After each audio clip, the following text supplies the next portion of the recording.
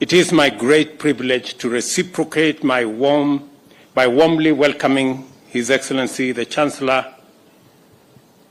Karibu, willkommen. The rich historical ties between Kenya and Germany date back to 1963, when, upon our attainment of independence, Germany became the first state to recognize our newly born nation. That marked the beginning of a deep friendship that has grown stronger every passing year.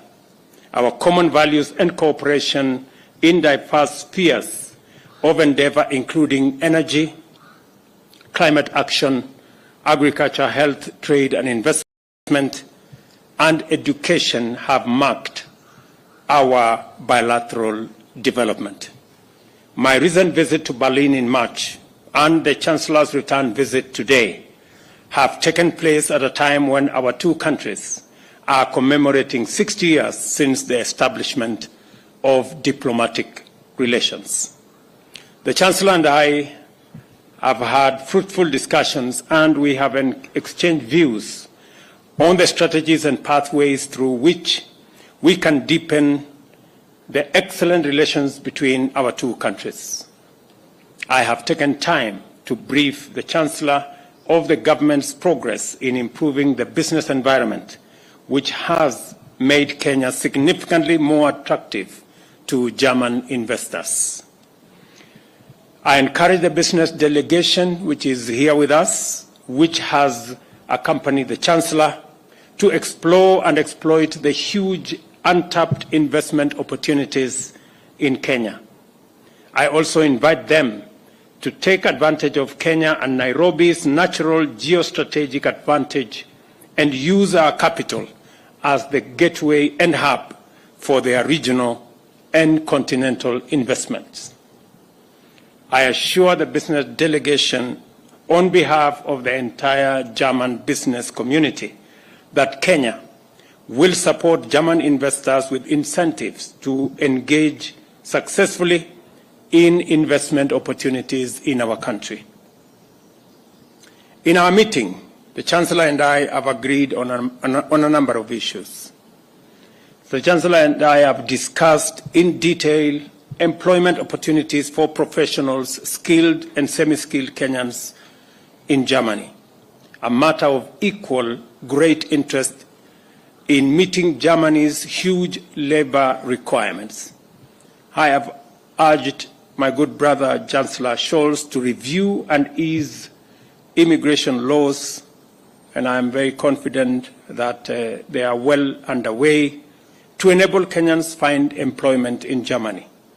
We have therefore agreed to establish a technical team from my office and the Office of the Foreign Affairs and Labor in both countries to initiate discussions, expeditiously navigate the procedures, and formulate an appropriate framework for the export of labor to Germany. The Chancellor and I also had the opportunity to exchange views on the best modalities of increasing capacity of our TVET institutions. Through German support, we have been able to engage and enhance training opportunities offered to Kenyan youth. Germany has also offered support to expand and upgrade our centers of excellence by increasing them from 3 to 7. Similar efforts will be extended to another 60 TVET institutions. To bridge the gap in language, we agreed to introduce teaching and learning of German in basic education institutions, TVETs and other institutions of higher learning, and Germany therefore has agreed to support us in seeing how we can train more teachers to assist in the German language. In addition, we agreed on the need to align as much as possible the Kenyan and German TVET curricula.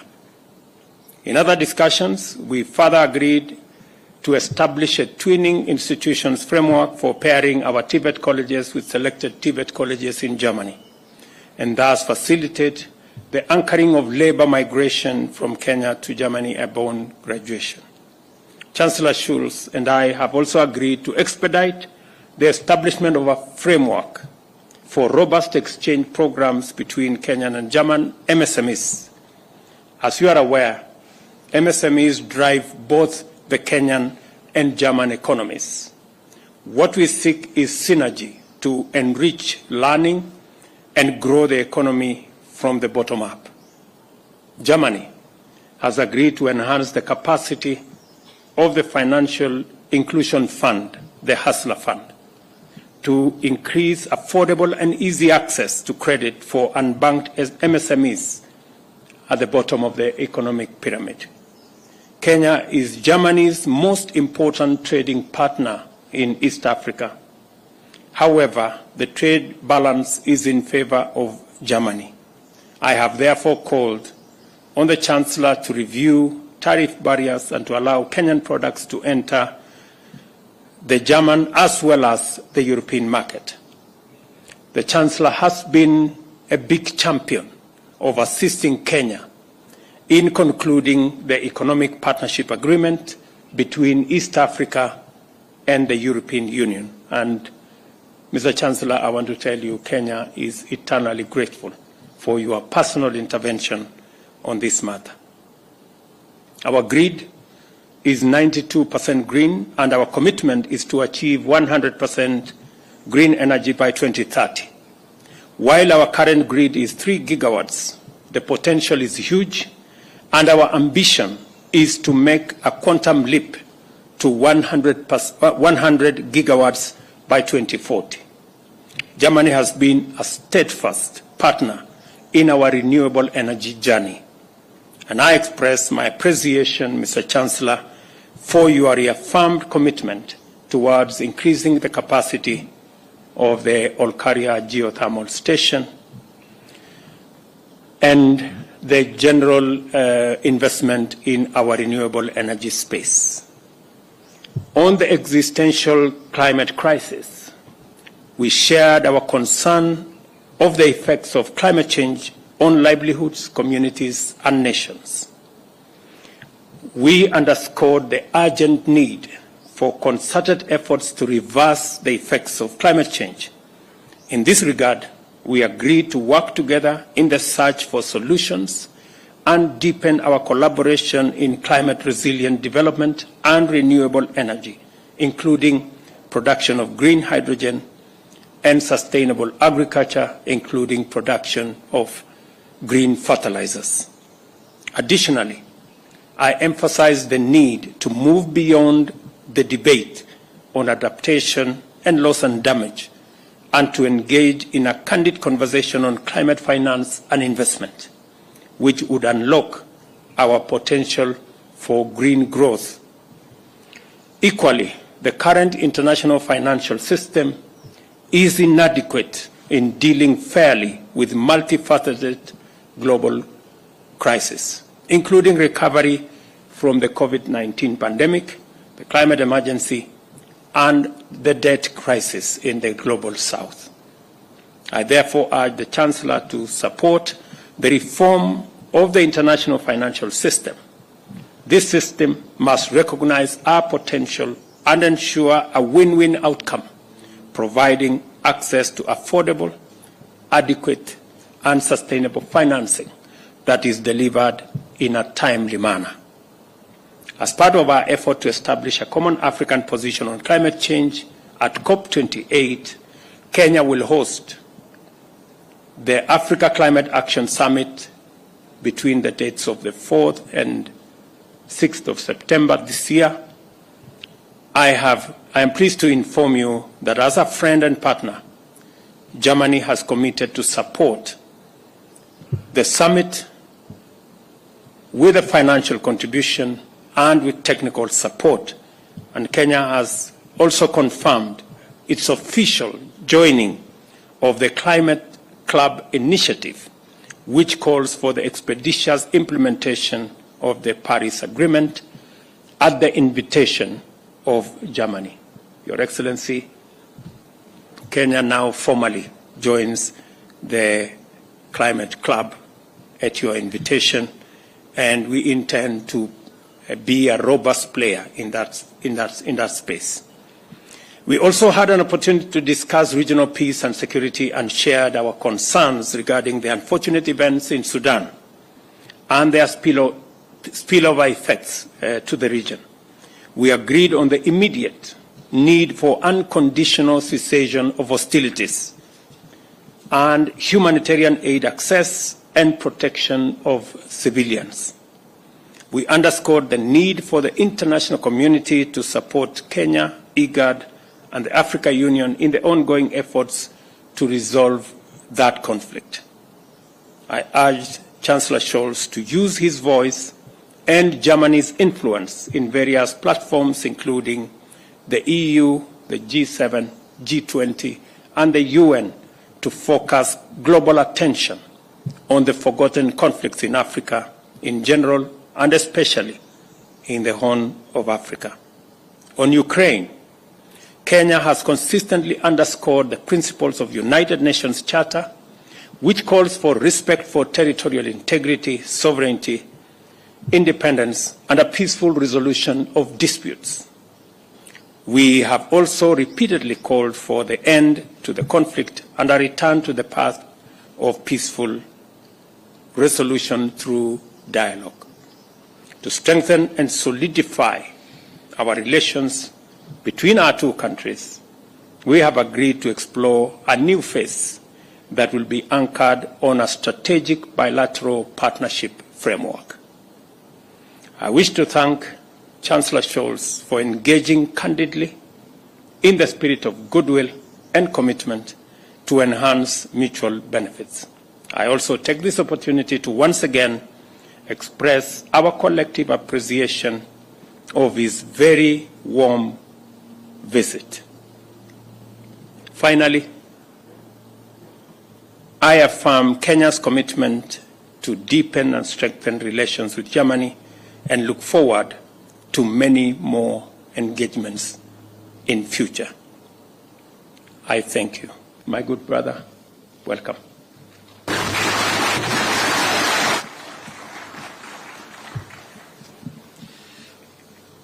Danke für den herzlichen Empfang, lieber Staatspräsident. Ich freue mich sehr, heute hier in Kenia zu sein. Erst vor wenigen Wochen haben wir uns in Berlin getroffen und darüber gesprochen, wie wir unsere Beziehung weiterentwickeln können.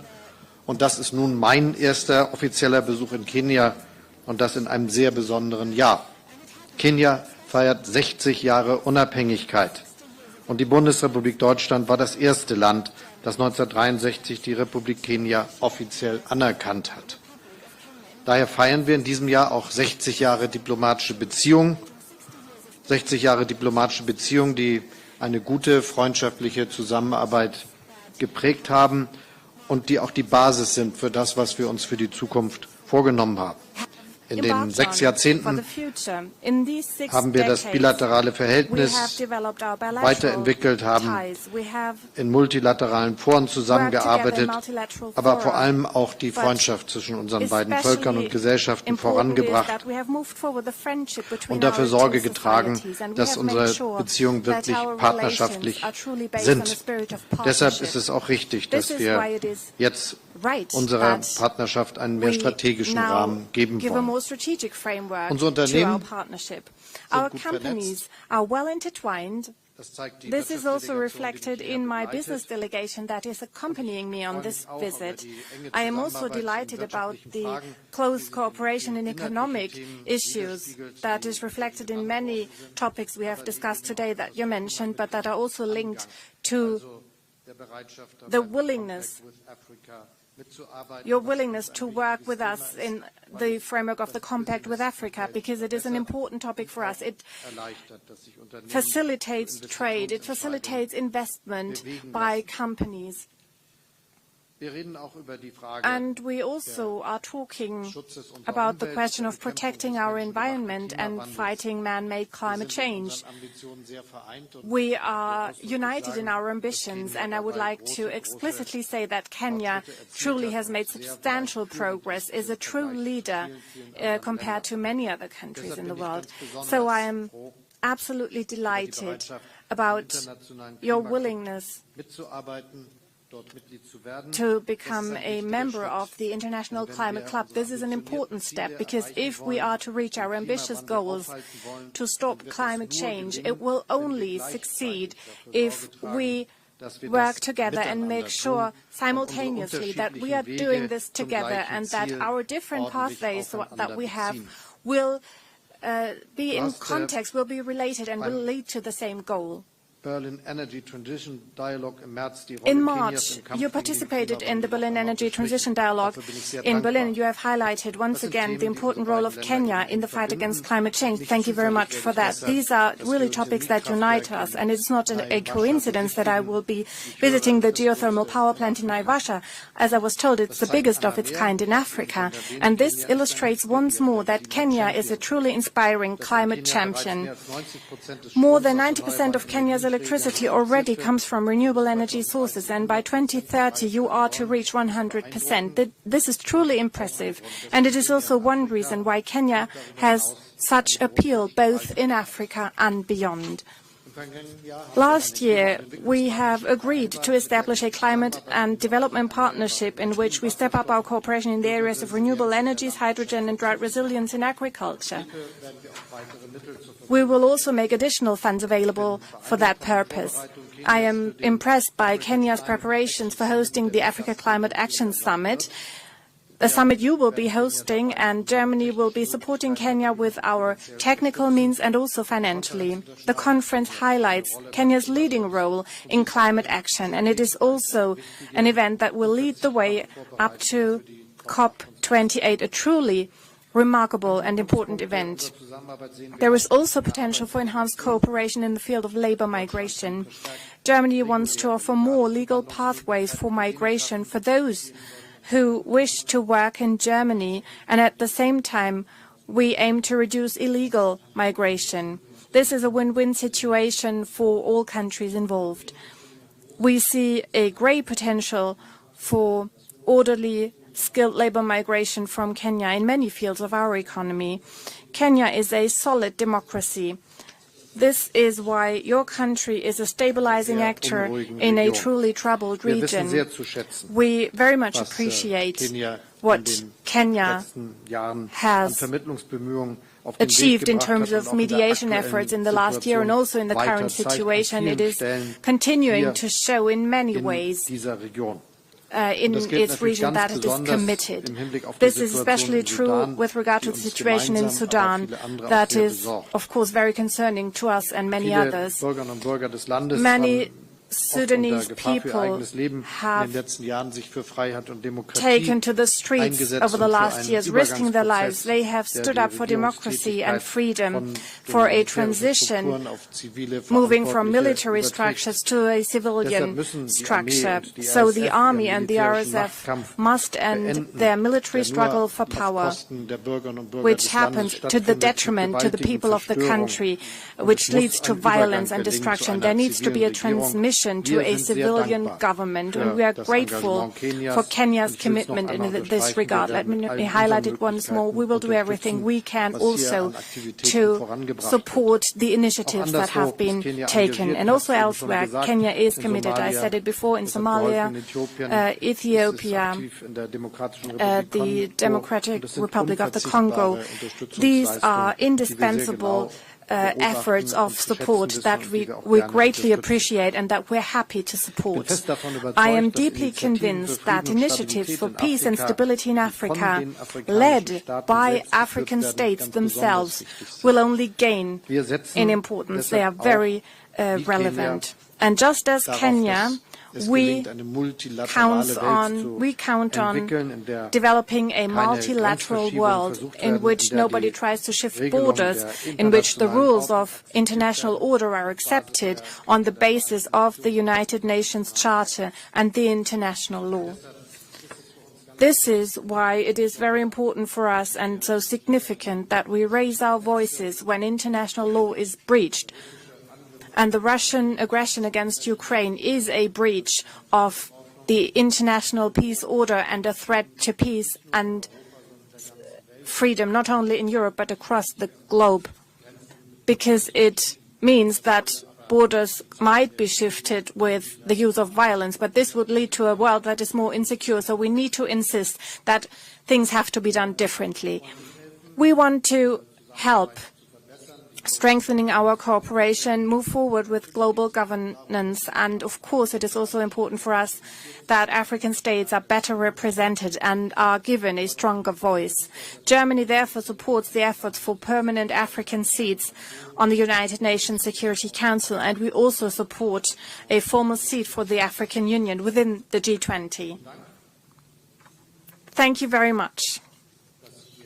Thank you for welcoming me with such warmth in Nairobi, and I'm very much looking forward to seeing you soon again.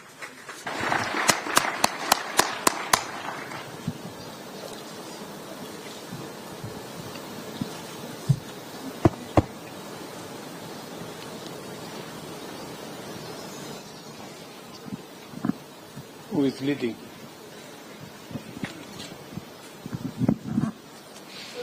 Hier ist Eckhard Lose, Frankfurter Allgemeine Zeitung in Berlin. Eckhard Lose, Frankfurter Allgemeine Zeitung, Berlin. Questions, one to the President, one to the Chancellor. Mr. President, you mentioned already the easier access from qualified people from Kenya or other countries to the German labor market.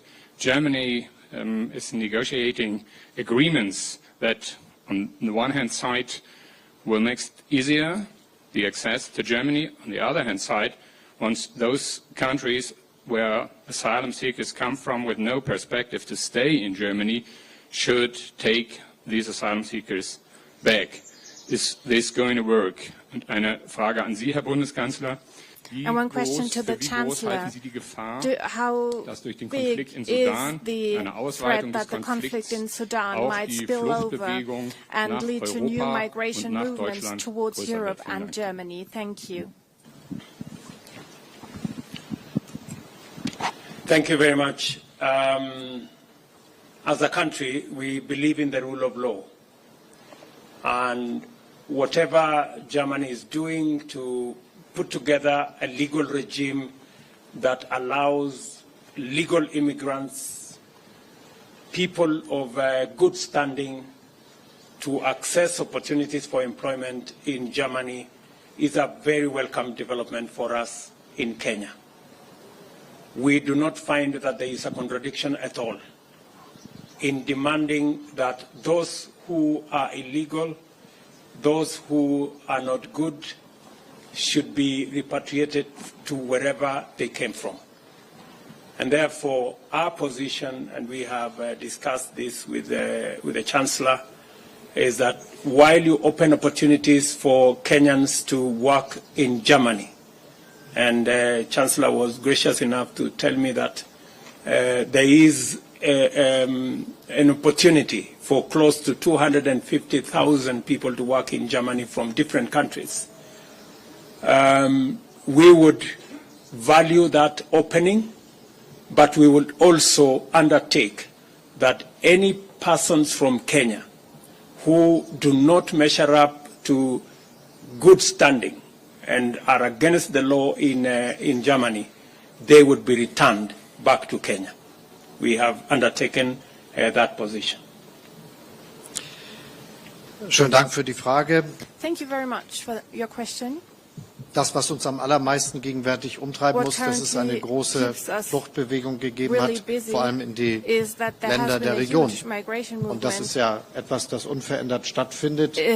In the countries of the region, and that is ongoing. And I'm very grateful to all the countries who have hosted refugees. Kenya is one of these countries. Refugees who have sought shelter and protection. This is a migration movement, as I see it, that is currently affecting mostly the neighboring countries and has not yet affected countries further away, but we should take this question very seriously. It is a serious threat to peace, not only in Sudan, but also to the whole region, and there is a risk of spillover effect. It is a serious risk, and that means that we all together need to do everything we can to bring the two military parties to ending their conflict and lead the transition to a civilian government. We need this transition as soon as possible so the refugees can return. This is what we can say at this point.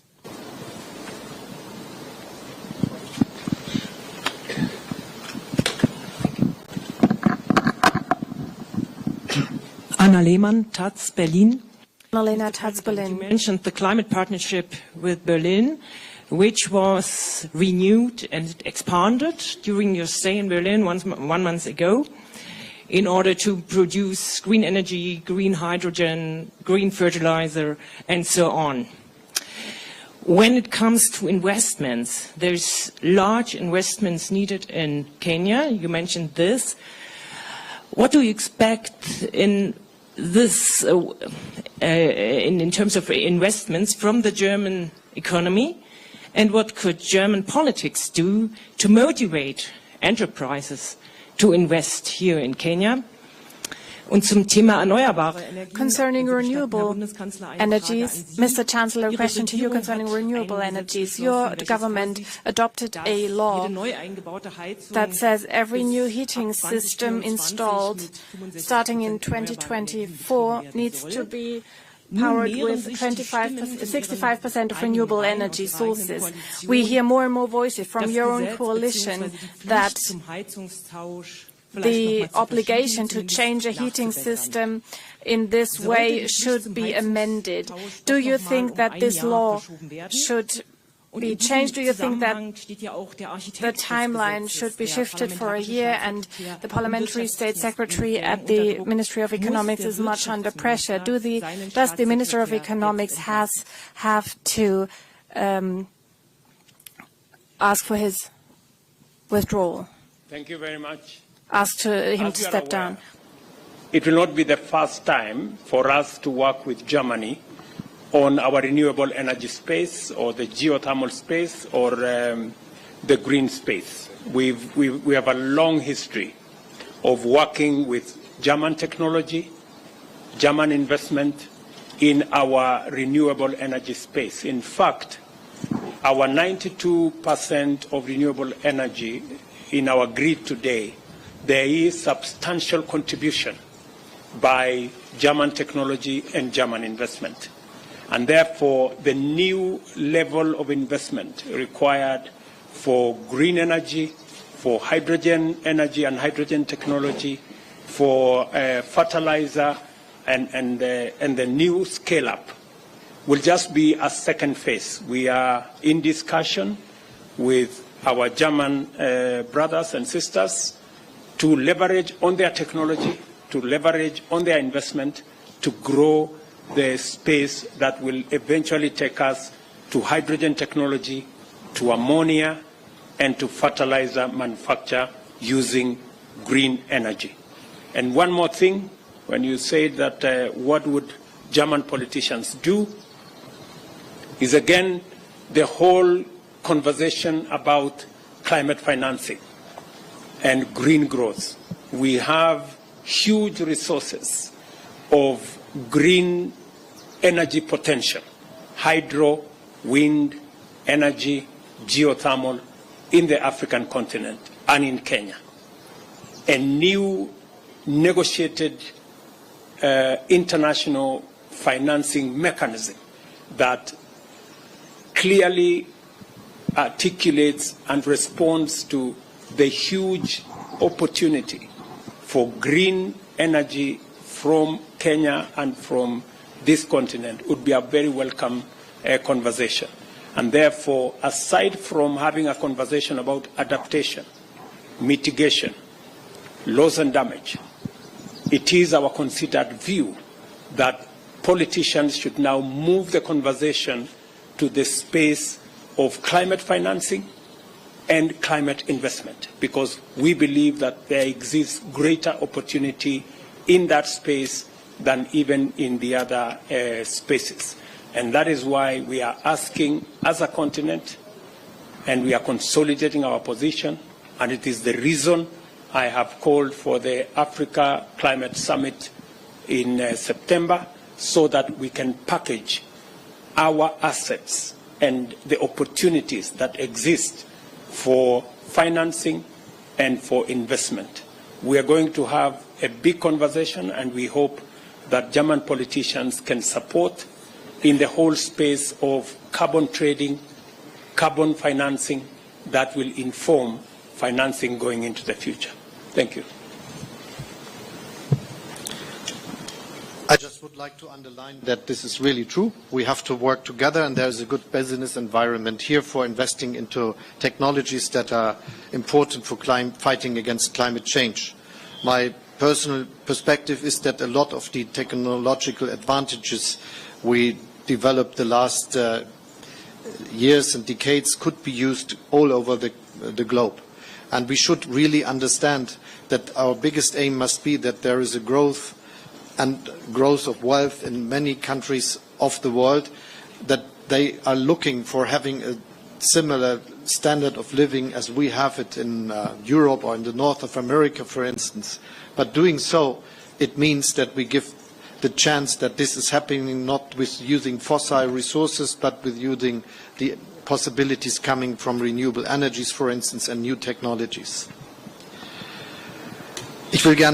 Let me also add that geothermal energy is also one of the issues that's playing a major role. Only recently I visited a geothermal station in Germany and officially opened it. I will also be visiting a geothermal plant here in Kenya, and in the context of hydrogen, it also plays a hugely important role. It is a great progress, and if we talk about legislation in Germany serving the goal to reach climate neutrality by 2045, it means that we need to make progress in all areas. We need to take all measures we can to make this progress as soon as possible. We have amended many laws, and I think the velocity for expanding renewable energies, offshore, onshore, wind energy, solar energy, and the expansion of our grid has been remarkable. And of course, we also support investment in technologies that use less fossil fuels. Mobility is also one of the sectors that are important, and heating as well. The federal government has started a bill, a law, and after a lot of discussions, many questions regarding this reform have been answered, and I think that we have been quite successful in answering the questions that were still open. The former Social Democratic leader said no bill that enters the Bundestag will exit the Bundestag unchanged. This is part of democratic processes with all legislation, but I think that the purpose of the law will not be called into question, and that is what I also hear from the three parties of my government. And I think that the diligent discussions in the Bundestag will lead to the fact that many questions will have been answered, and there might still be one or two small questions, but I think the big questions have been addressed. And part of this is the knowledge that those who moved to their homes before 2002 had not yet had to fulfill any requirements, and they do not have to change immediately their heating system. The same is true for many other exceptions we have made. So as far as we can see, many of the questions that are raised in the public space have been answered already, but of course Parliament can also still improve legislation, but this will not call into question the basic idea behind the legislative project. This is my opinion, and this is what I hear from the members of Parliament as well. So I'm very confident regarding this question. And there is also a substantial project of subsidies and support systems to make sure that everybody can make their own contribution to stop man-made climate change. Regarding the question you have also raised, whether the Minister of Economics has said anything about this, and he said some wrong decisions need to be corrected. This has happened, and I think all the other issues will be dealt with according to the rules that we have. Thank you, Your Excellencies. That now marks the end of the joint press briefing. Ladies and gentlemen, thank you very much. We'll request that you remain seated as His Excellency and the Chancellor retreat. Will guide you on how to go from here. Thank you very much. His Excellency and the Chancellor will now retreat and proceed for lunch. Kindly remain seated as they retreat, and we'll guide you on how to go from here.